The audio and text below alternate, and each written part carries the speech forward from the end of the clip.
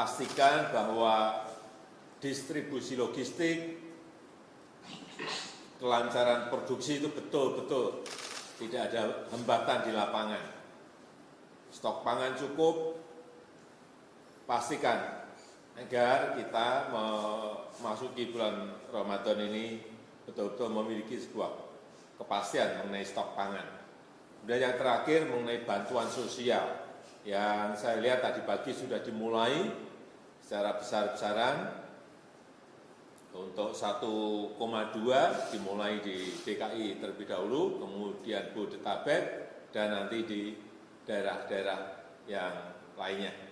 Saya ingin agar bantuan sosial kepada yang kurang mampu ini betul-betul tepat sasaran.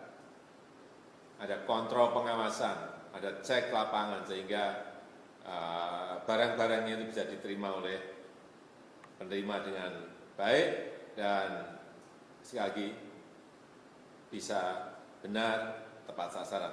Saya rasa itu yang bisa saya sampaikan sebagai pengantar.